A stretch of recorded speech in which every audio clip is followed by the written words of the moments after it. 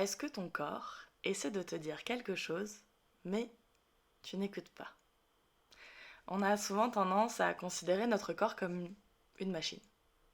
Il fait mal, on cherche à faire disparaître la douleur.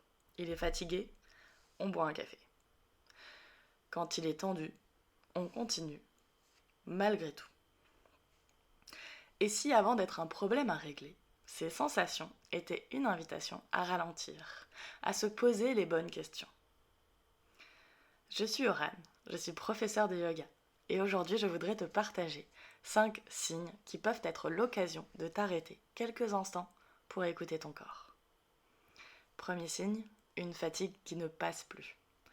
Tu dors, tu te reposes, mais tu te réveilles toujours fatigué. La fatigue n'est pas toujours liée au manque de sommeil. Elle peut être aussi liée à une pression subie par ton corps. Une pression qui fait que l'on ne récupère pas vraiment, qu'on donne plus d'énergie que ce qu'on récupère. La question à se poser dans ces cas-là, qu'est-ce qui vide mon énergie en ce moment? Est-ce que c'est une situation? Est-ce que c'est un élément particulier? Et qu'est-ce qui peut m'aider à me recharger? Deuxième signe, des tensions toujours au même endroit. La nuque, les épaules, les mâchoires, le bas du dos. Notre corps réagit souvent au stress en se contractant. Si une même zone revient régulièrement, ça peut être intéressant de ne pas seulement chercher à la détendre, mais aussi de se demander: est-ce que je prends suffisamment de pauses? Est-ce que je suis souvent sous tension? Et comment est ma respiration? Parce que la respiration, c'est le troisième point à aller écouter. Si ta respiration est devenue très courte, c'est souvent parce que tu es stressé, préoccupé, pressé. C'est des moments où la respiration va devenir plus superficielle, va arriver plus sur le haut de la cage thoracique et on va complètement oublier de respirer avec le diaphragme, avec le ventre. On s'en aperçoit souvent à peine, voire pas du tout. Et pourtant, respirer moins profondément influence aussi notre état intérieur. Faites le test. Respirez lentement, profondément, et vous allez voir que votre état intérieur va s'apaiser. Au contraire, essayez d'avoir une respiration plus rapide, plus haute, et vous allez voir que vous allez monter en pression. Vous allez vous sentir stressé, angoissé, apeuré parfois même. Les deux sont liés. Les émotions influencent notre respiration influence nos émotions. Donc prendre conscience de son souffle, c'est souvent la première étape. Très simple pour revenir au présent. Quatrième étape, tu n'arrives plus à ressentir. Plus de joie, plus d'envie, plus d'élan. Tu fais ce qu'il faut, mais sans vraiment être présente à ce que tu fais. Parfois, c'est pas simplement de la paresse. C'est le signe qu'on est beaucoup trop adapté aux attentes, aux exigences extérieures et qu'on s'est éloigné de ses propres besoins. Essaye de revenir à tes besoins. Essaye de retrouver de l'élan, retrouver un petit peu de joie à travers une petite chose, juste une pour démarrer. Et tu verras que petit à petit, tu retrouveras de l'élan et tu retrouveras ce qui, toi, te fait du bien. Enfin, le dernier point, tu n'écoutes ton corps que lorsqu'il crie.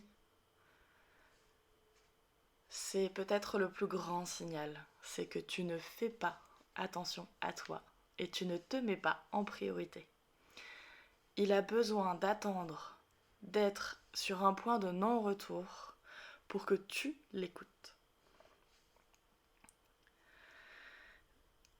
Tu attends d'avoir trop mal, d'être complètement épuisé, de craquer complètement. Alors que ton corps parle bien avant, il t'a dit des choses. Il parle dans la respiration, dans les tensions, dans l'énergie, dans les émotions, dans les envies. On l'a vu sur les 4 points précédents. La question que j'ai envie de te poser ici aujourd'hui, si tu en es à ce 5e point, c'est: est-ce que tu prends encore le temps d'écouter lorsqu'il chuchote? retourne quelques jours, semaines en arrière. Retrouve les moments où ton corps a commencé à chuchoter, à te dire ce qu'il vivait, ce qu'il ressentait et ce qu'il se passait. Pas pour culpabiliser de ne pas l'avoir vu et de ne pas l'avoir écouté, simplement pour prendre conscience de ce que ton corps est capable de te dire et de comment il te le dit, pour que la prochaine fois, tu prennes conscience de ces petits chuchotements et que tu n'aies plus besoin d'attendre, d'arriver au moment où ton corps va crier de douleur, de mal-être, de fatigue. Venir juste prendre conscience de ce que ton corps a dit avant te permettra, pour la prochaine fois, de voir venir les choses et de prendre les choses au bon moment. Pour conclure, je ne pense pas que notre corps soit contre nous, au contraire, je pense qu'il fait constamment de son mieux pour nous aider à retrouver un équilibre. Écouter son corps, ce n'est pas chercher une signification à chaque sensation. C'est pas me dire j'ai mal au genou, c'est le jeu, le nous. C'est pas me dire j'ai mal au dos, j'en ai plein de dos. Parfois ça va un petit peu plus loin que ça et on a besoin d'aller creuser un petit peu plus. Ça peut être parfois aussi simple que j'en ai plein le dos, tout à fait. Mais c'est parfois un petit peu plus profond que ça. Développer une relation plus attentive avec soi-même, c'est quelques minutes de respiration, de yoga, une petite pause, juste pour être à l'écoute de ce que notre corps a à nous dire. J'aimerais te poser une dernière question. Quel est le premier signal que ton corps t'envoie lorsque tu traverses une période de stress ou de surcharge ? Est-ce que ce sont tes épaules, ton ventre, ton sommeil, autre chose ? Dis-le moi en commentaire. Comme ça, on pourra échanger ensemble.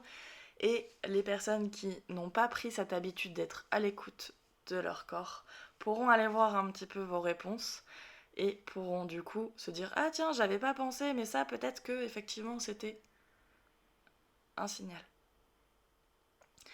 Et si tu souhaites apprendre à écouter ton corps avec un peu plus de douceur, tu peux retrouver sur ma chaîne plein de séances de yoga, plein de méditations.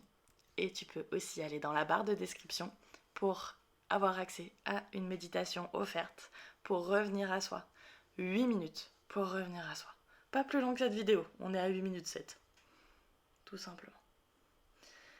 Merci à toi d'avoir écouté ce hors-série. Je te retrouve très vite pour une prochaine séance. Namasté.